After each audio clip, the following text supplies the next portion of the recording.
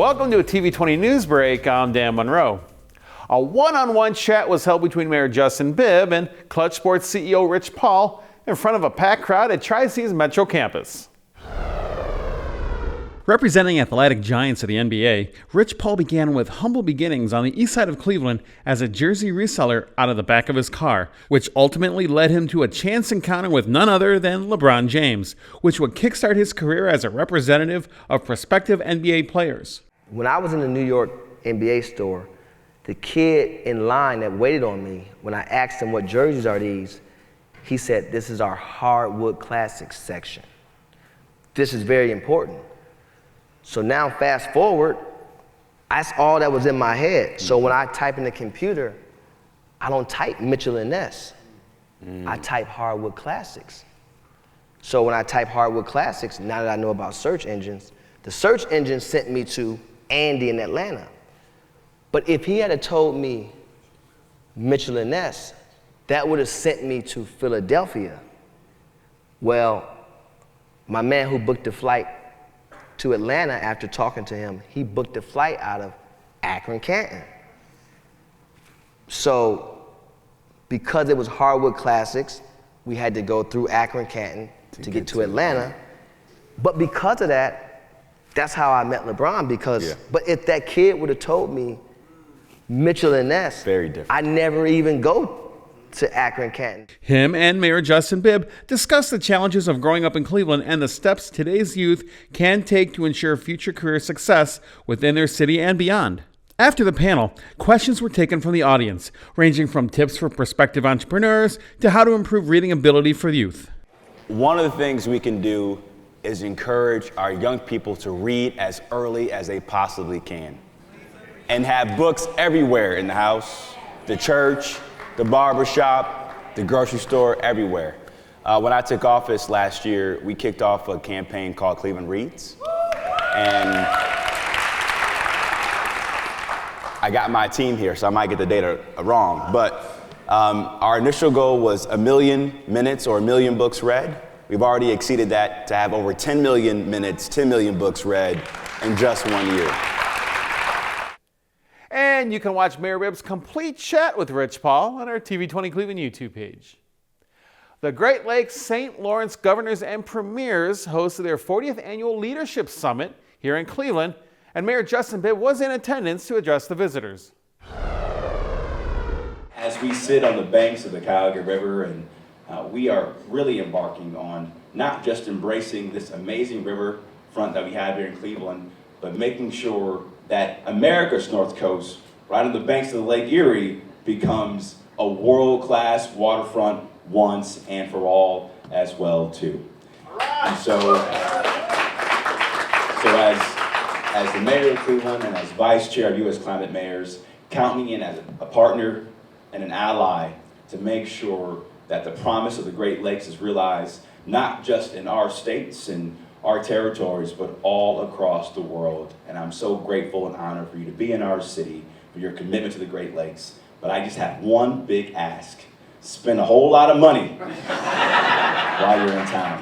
Thanks so much. Have a great evening. I appreciate you so much. The Great Lakes St. Lawrence Governors and Premiers is a collection of municipal governments that border the Great Lakes.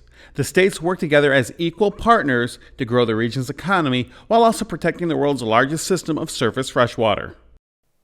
To learn more, you can visit the Great Lakes St. Lawrence Governors and Premiers website at gsgp.org. Cleveland residents gathered at the beautiful La Sagrada Famila Church to celebrate the 5th Annual Hispanic Senior Day. The event was organized to recognize and celebrate the rich cultural heritage and lifelong achievements of the Hispanic senior population in the city. So this is a really special day for the Latino community. We really want to be here together and celebrate, because one of the things that's most dangerous to health is isolation and being apart from your community. It's a day to show appreciation for the Hispanic seniors who have played a vital role in building the vibrant fabric of the community. They've contributed so much, not just to their families, but to the entire city. We have a lot of elders here in the city of Cleveland. I'm pretty sure because At least I'm going to speak for Puerto Rico. When Hurricane Maria happened, we had a lot of people coming from Puerto Rico just to get some help because we didn't have power, we didn't have food, we didn't have water, we didn't have anything there. So most of the Puerto Ricans, not only Puerto Ricans, but the people that suffered from Hurricane Maria came to one of the cities that it's not that expensive, but not that cheap either. So city of Cleveland was one. The event featured a feast of traditional Hispanic cuisine with a wide variety of dishes from different Latin American countries, as well as some favorite pastimes. Everything is Hispanic, so you're gonna get to, we're sharing some Hispanic food. Domino, that's something that Puerto Ricans, and not only Puerto Ricans, but every Hispanic, we play, like in the festivities, like in Christmas and things like that. So we're just sharing some Hispanic traditions, some Hispanic culture. From the fiery moves of salsa to the elegant rhythms of flamenco, the dance floor was alive with color and energy. They also had a special performance from the Wine and Goldies, the Cavs dance team. The Wine and Goldies are now around for their 5th season. There has been a lot of support from the community that seniors get out there and, bust a move out on the court. So a lot of people are now reaching out to us from different local rec centers or churches in the area to celebrate the local seniors. So it's a chance for them to come out and celebrate with the community. Hispanic Senior Day in Cleveland was a day filled with love, unity, and cultural pride. The celebration served as a reminder of the importance of preserving and cherishing the traditions and stories of the past while embracing the future. And Hispanic Heritage Month came to an end with the annual closing ceremony in the City Hall Rotunda. Here is TV20's Alex Picterna with the story. Starting with Hispanic Heritage Week in 1968, the celebration now spans between the months of September and October, celebrating a wide range of Independence Days for Latino American countries, such as Mexico, Belize, and Honduras. For the closing ceremony, local dignitaries and community leaders joined together to celebrate. It's always a special moment when we get a chance to come and celebrate the Latino and Hispanic culture because it's the fastest growing community in the city of Cleveland and in Cuyahoga County. So you can give yourself a round of applause for that.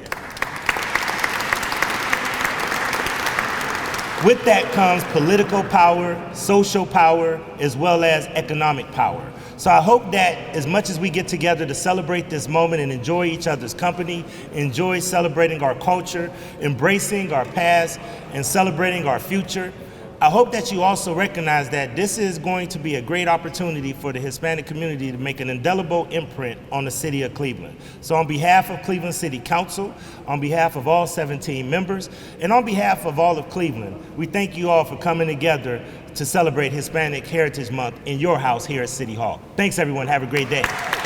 Although I am a city council person, I work very hard. I couldn't do my job if it wasn't for my Latino partners, for those community leaders that are out there organizing, advocating every day of their life. So to all my Boricuas, to all my Latinos in general, to all the immigrants, I ask you to please keep them in prayers. We're getting an influx of immigrants migrating here to the city of Cleveland. I want them to know, and if there's anybody here that has family, that we are aware of this and that we are gonna be here working together to support these families. So thank you, happy Hispanic Heritage Month, and thank you everyone for being here. The closing ceremony was also a chance to honor members of the Hispanic community for their contributions. The 2023 Community Engagement, Community Service, Outstanding Leadership, and the Angel Guzman Outstanding Achievement Awards were presented at the event. This year, our theme, Be Proud of Your Past and Embrace Your Future, is not merely a call to action. It is an invitation, a journey, and also a promise.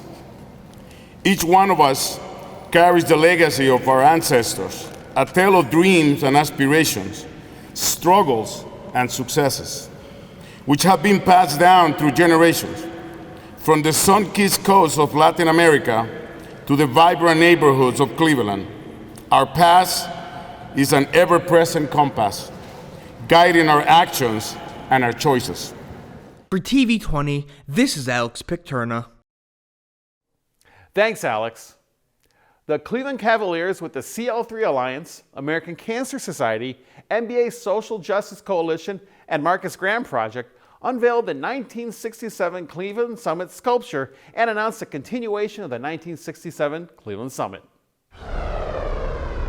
In June of 22, we actually gathered in this room to unveil and celebrate the 55th anniversary of the 1967 Ali/Cleveland Summit. We made a promise then, in partnership with the Marcus Graham Project, that we would build a sculpture to properly reflect the historic moment that happened in 1967. The sculpture is a direct representation of the photo taken by Robert Abbott in the 1967 Cleveland Summit, the gathering of 12 African-American athletes and one elected official in support of Muhammad Ali's refusal to serve in the Vietnam War and advance the national movement for civil rights in America. You think about in 1967, the position that those men were in, that you were in, Mr. Wooten, it had to be scary times because things could be taken from you so quickly and easily and washed aside, and nobody would have said another word. But you guys had the courage to go out there and do something for something greater than yourselves. So I want to thank you again for the courage that you have and the leadership that you showed along with those other men up there to put us in the position that we're in right now. If there was no you, there would be no us. And that's not lost on us in this moment. The event was held at the American Cancer Society Cleveland branch, which was previously known as the Industrial Negro Building and the original location of the 1967 Cleveland Summit. This is the exact coordinates of where this 1967 Cleveland Summit took place 56 years ago. So we are reminded of the incredible impact this gathering had in paving the way for generations of athletes, fans, activists to advocate for social justice. There's still so much progress that needs to be made in society, but we're obviously striving for that every day. On behalf of the Cleveland 3-Team Alliance, we have Andrew Berry here from the Browns. Chris Antonetti couldn't be here, but he's representing the Guardians. We are excited to announce that we'll be hosting a new annual summit set to launch in June 2024 to continue this legacy of the 1967 summit, to enhance strategy around advancing social justice through sport. And I think everyone feels the same way. How do we keep this momentum going? How do we build off of this wonderful monument and summit? And so each year we will host an event and hope to continue to grow this legacy. City Hall opened its doors for the students of CMSD to teach them more about their local government. Here's TV20's Alex Victerna with the story. There you go. And into the microphone. Start reading right there. I call this meeting of City Council to order. Clerk, please call the roll. Will everyone please rise for Pledge of Allegiance? A collaboration between Councilman Chris Harsh, Mayor Justin Bibb, and Judge Aaron Claire Oker, CMSD students are being provided a government curriculum on behalf of the city of Cleveland. Interested students got the opportunity to meet the mayor and members of council and learn about their daily work. The main event was a mock city council meeting with students acting as local representatives voting on a new piece of legislation. We had a kid got to be the council president and gavel in the meeting, and just like a regular council meeting, we did the Pledge of Allegiance. The clerk read in a piece of legislation. The legislation was to charge a $5 fee for kids to use the playground. So obviously they're going to vote no on it, right? Ordinance number 01/2022, introduced by the mayor, establishing an admission fee for use of playgrounds in the city of Cleveland, whereas Cleveland children visit playgrounds for use, and whereas Cleveland residents pay for the construction and upkeep of playgrounds through tax dollars. But we had two public commenters. We had kind of the grumpy person who says it's a good idea, and then the kid gets to come in and be the hero and say it's a bad idea. For too long, too many of our limited tax dollars have been directed to building and fixing playgrounds, when those tax dollars could be spent on more important things like free cottage cheese for senior citizens or large print reading materials. Not all kids can afford to visit at the playground. Playgrounds are sometimes adults should want kids to visit. Our parents pay taxes for things like playgrounds. While $5 may seem unreasonable to parents, this is too much for kids. And then the kids voted on it, the people who were the council members, and got to see, how representative democracy works at the local level, and in a way that they can understand it and affects them. We're talking 3rd and 4th graders, so all kids that age love the park. For Councilman Slife, it is the hopes that educational events like these plant the seed for future leaders of Cleveland and beyond. One of the things that we underscored to them is that there is no one type of city council person. We are old, we are young, we are men, women, black, Hispanic, white. We are really a microcosm of the entire city. And I think that there's so much value in showing kids at a young age that they can not just get involved in their community now and into the future, but that this is one way to do it, that this is a feasible way to become a leader in the community as they age and become, become the adults that we're helping them become. For TV20, this is Alex Picturna. Thank you, Alex. The Brothers of Alpha Phi Alpha Fraternity Incorporated hosted an exciting event that's not only sharpening the minds of its young participants, but also fostering a sense of healthy competition. The Cleveland Scholastic Chess Tournament has taken over the city, and students from all around are making strategic moves to secure their victory. I've been playing online games on chess.com. Some of my friends introduced it to me. It was very fun. Now we all have an account. We play daily games against each other. I play rapid and blitz games on chess.com every day. And I think it's a very fun, strategic game. The sounds of chess pieces clinking and the intense focus on young faces fill the air at the Cleveland Scholastic Chess Tournament.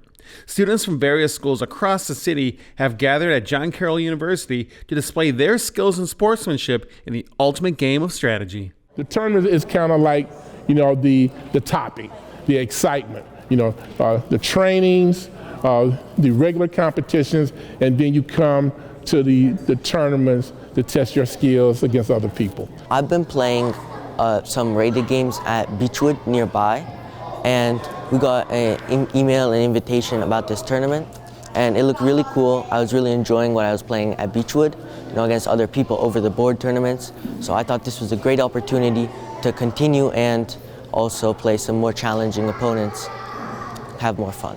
Chess teaches children valuable life skills such as critical thinking, patience, and resilience. Most people react quickly to things, but if in chess, the discipline in chess, when you're focused, it allows you to think about something before you act upon it, before you make a decision. That's what I like about it. And I teach the kids, you control your decisions. You don't control the outcome or the consequences. So before you do something, you need to see what the repercussions are, and you have to go through it and pick out the best one or the worst one to make a decision on whether you're going to do something or not. So I think that life-saving skill right there is great for not just the youth, for everyone. Playing over-the-board tournaments, it helps me focus on one thing, concentrate on whatever is my move, and that also helps me in real life. I can focus on my homework, on what I say to people, and it also gets me to think ahead, think at other possibilities. The tournament features several categories, including elementary through college divisions. Winners in each division not only receive trophies, but also door prizes, gift cards, and scholarships to further their education. Honestly, looking forward to the possibility of winning some, get a gift card, lunch. I think it's a great way to get people involved, get people into chess to start with. And yeah, I think many of the people here are looking forward to it and are going to be playing chess because of this environment that we created here. WhyNotChess.org is an organization that I started. And along with working with Alpha Phi Alpha, the dream is to have these tournaments offering the scholarships and the job internships all across the country. Alpha Phi Alpha has 5 regions. Our goal is simultaneously on a particular weekend, tournaments are going on in other cities, offering the scholarships and the jobs. That's what we're trying to bring to our youth and to our community. The Cleveland Scholastic Chess Tournament is a thrilling event where young minds come together to strategize, learn, and compete. It's not just a battle of wits, but also a celebration of sportsmanship, intelligence, and dedication. The Excellence in Teaching Awards ceremony is an event that honors the dedicated teachers who make a profound impact on the lives of our students. This year's event, held at the Ballroom of Park Lane, was a night filled with emotions and gratitude. I recognize that teachers are so fundamental to the future of our city because you all are the gateway of opportunity, the gateway of hope, and the gateway to make sure that our children achieve their God-given potential. The Excellence in Teaching Awards are not only about recognition, but also about inspiring the next generation of educators. For all of our teachers that do this work, the way you are inspiring our scholars to go on to do great things, they remember. Teachers from all over the city were nominated by their students, parents, and colleagues, showcasing the incredible contributions they've made to the Cleveland educational community. We have thousands of teachers in Cleveland who do an amazing job educating kids each and every day.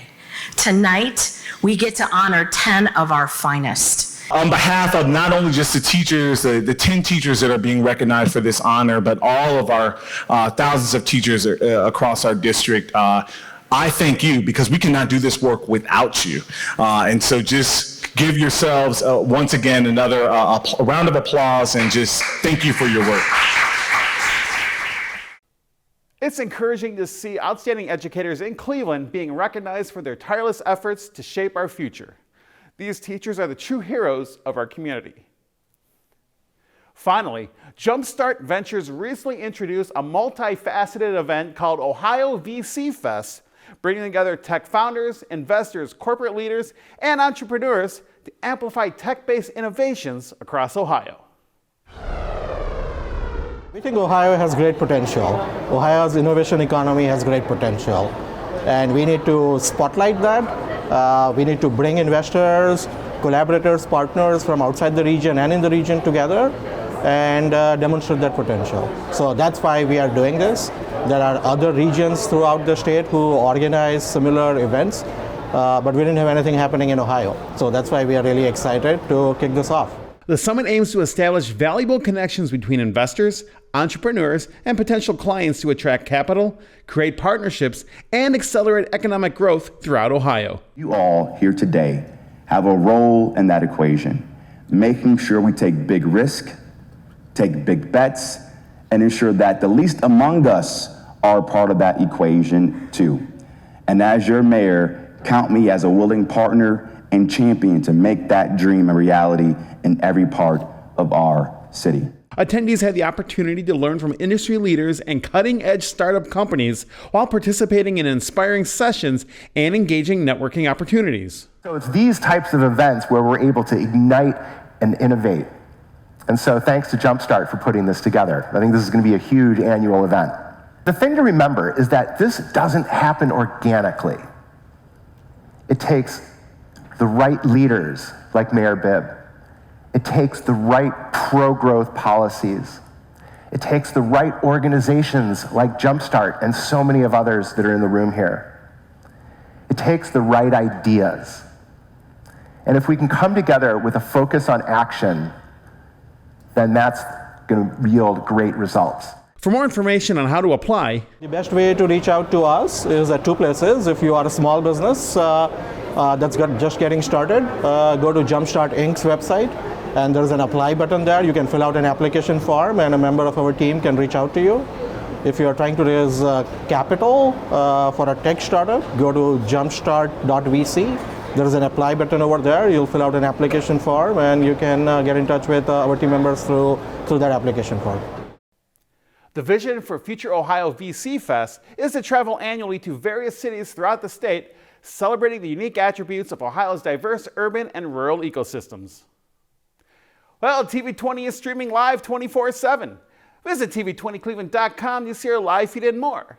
Stay connected with TV20 wherever you go by liking and following us on Facebook, X, and Instagram, and be sure to subscribe to our YouTube page to watch our numerous programs. Thanks for watching TV20 News. I'm Dan Monroe. Be sure to stay tuned for more on TV20. We are Cleveland.